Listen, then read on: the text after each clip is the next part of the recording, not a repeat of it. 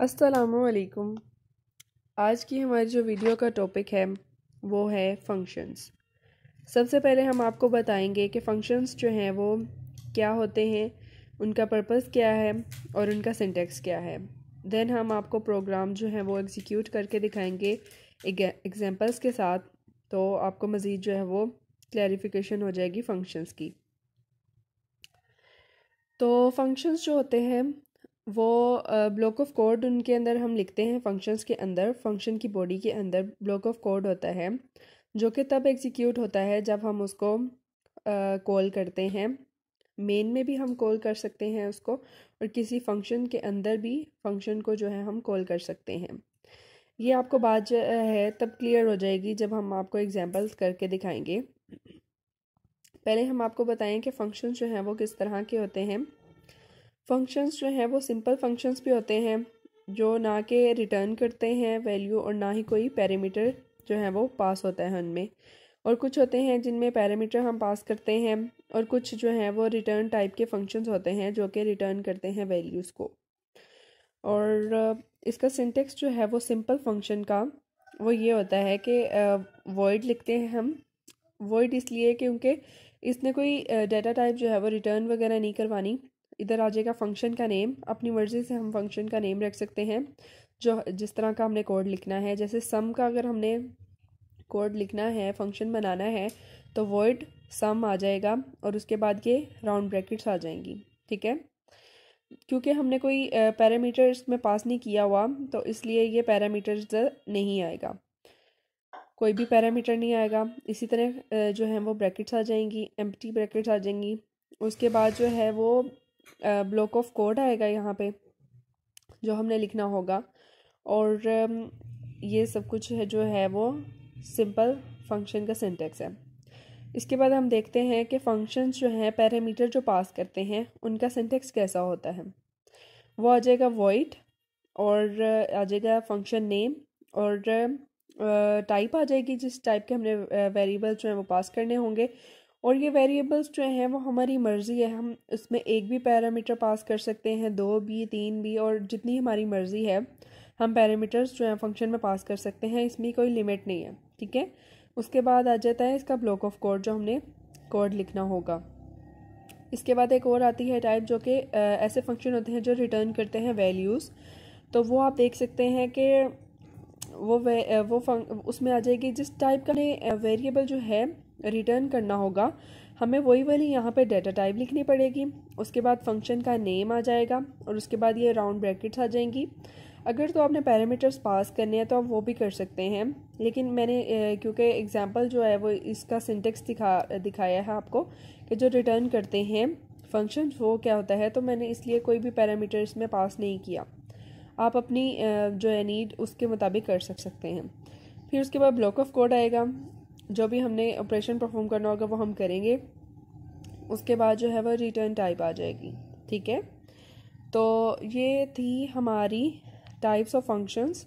और इस तरह से हम जो है वो आपको एग्जांपल अब करके दिखाते हैं वन बाय वन, और फिर आपको जो है मज़ीद क्लियर हो जाएगा।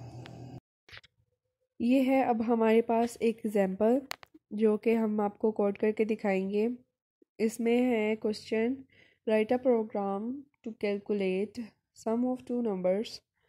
हमने जो है वो कैलकुलेट करना है टू नंबर्स का सम। तो ये हमने अब फंक्शन लिखना है, तो ये हम जाएंगे एक फंक्शन मेन में, तो हम कॉल करेंगे फंक्शन को, और जो है हम इसकी डेफिनेशन लिखते हैं फंक्शन की। वॉइड लिखा, उसके बाद जो है फंक्शन का नेम आएगा तो वो सम आएगा, हमने सम करना है टू नंबर्स का। ब्रैकेट्स आ जाएंगी, राउंड ब्रैकेट्स। उसके बाद जो हमने बॉडी ऑफ फंक्शन लिखना है तो वो ये कर्ली ब्रैकेट्स के अंदर आएगा ब्लॉक ऑफ कोड। तो सबसे पहले हम एक नंबर ले लेते हैं जिसको मैंने इंट टाइप का एक वेरिएबल बनाया है नंबर 1, और उसमें मैंने उसको इनिशियलाइज कर दिया मैंने 100 के साथ।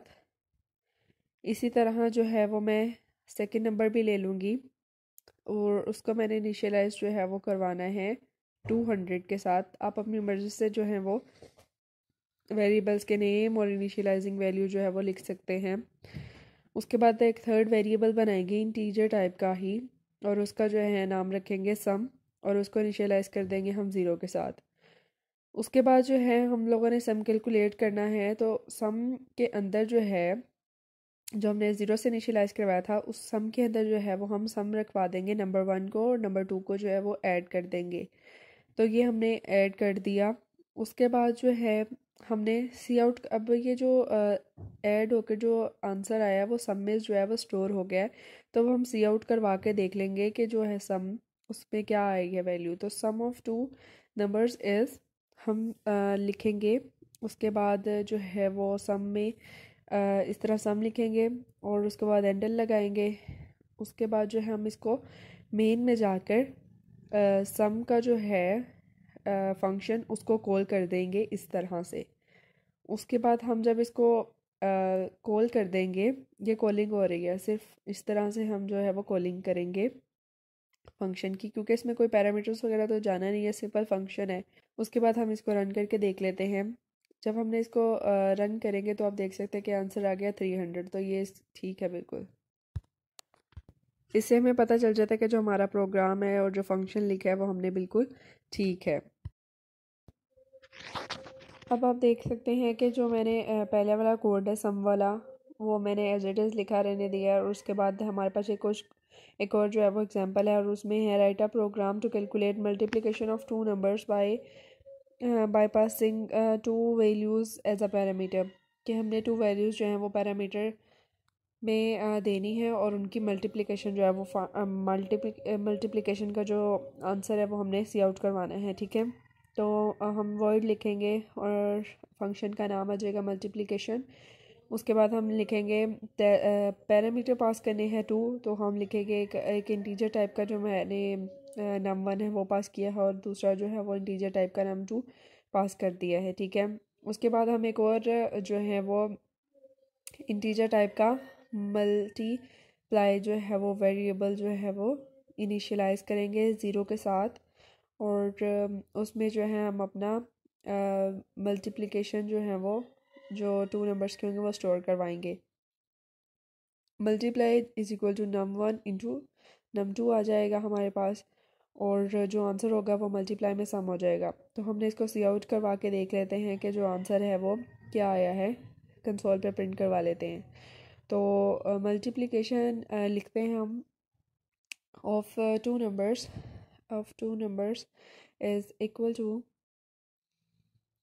वो आ जाएगा मल्टीप्लाई और एंडल आ जाएगा। ठीक है, इसके बाद जो है वो अब हम इसको कॉल करने की बारी आई है।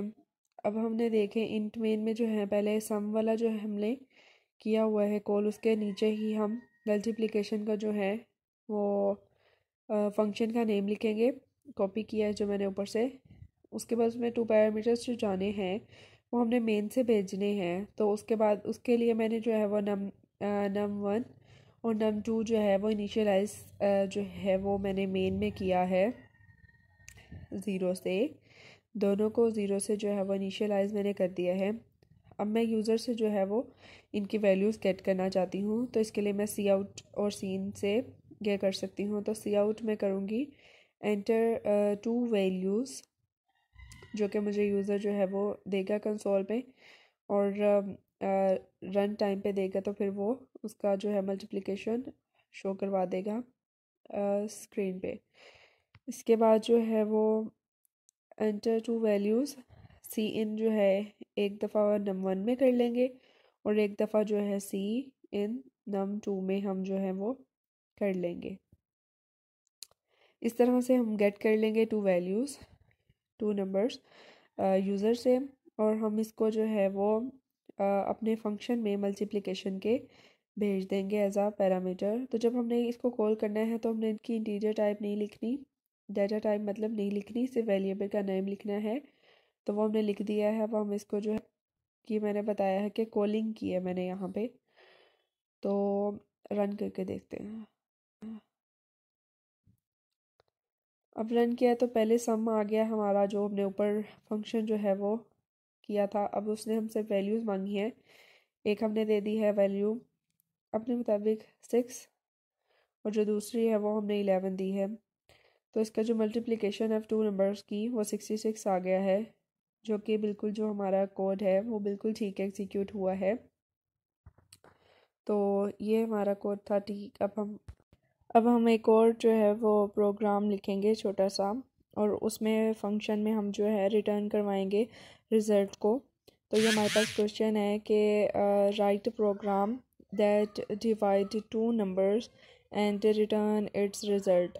तो हमें इसके लिए फ़ंक्शन लिखना होगा। तो हम उसके लिए जो है लिखेंगे इंट और फंक्शन का नेम। इंट हमने इसलिए लिखा है क्योंकि जो मैंने रिज़ल्ट जो रिटर्न करवाना है वो मैंने इंटीजर टाइप का करवाना है। उसके आगे मैंने लिखा है डिवाइड, तो उसका ये फंक्शन का नेम है। और उसके बाद हम इसकी जो बॉडी में लिखेंगे एक नंबर 1 का वेरिएबल बनाएंगे जिसको इनिशियलाइज हमने करवा दिया है 20 से। और दूसरा वेरिएबल जो है इंटीजर टाइप का वो हम लेंगे num2, और उसमें हमने लिखवा दिया है 2।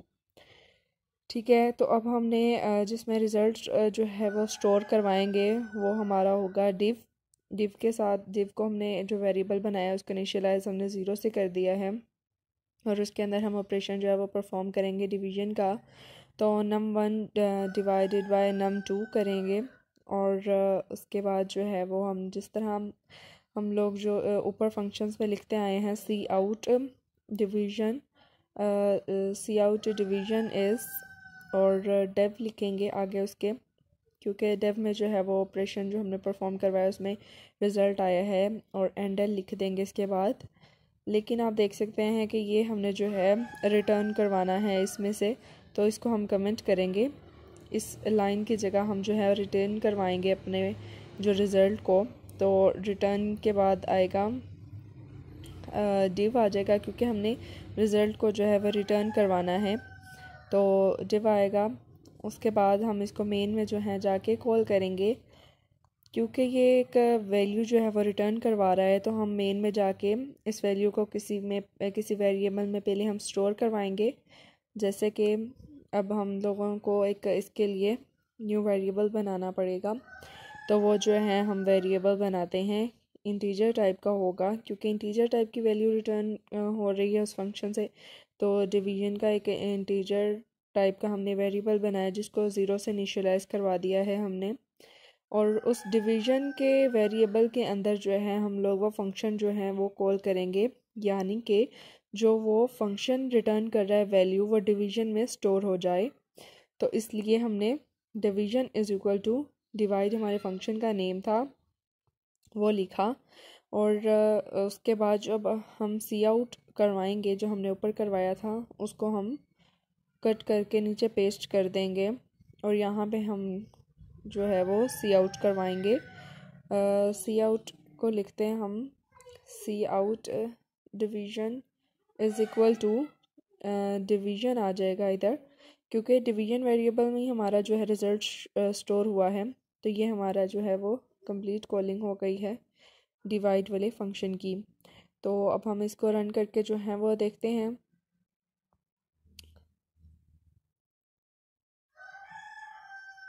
और रन करके वो जो हमारे पहले जो कॉलिंग हुई हुई हैं वो मांग रहा है हमसे। और अब यह देख सकते हैं डिवीजन का आंसर जो है उसने हमें 10 दिया है, जो कि बिल्कुल ठीक है, क्योंकि ये आप देख सकते हैं नंबर 1 20 था और नंबर 2 जो 2 था।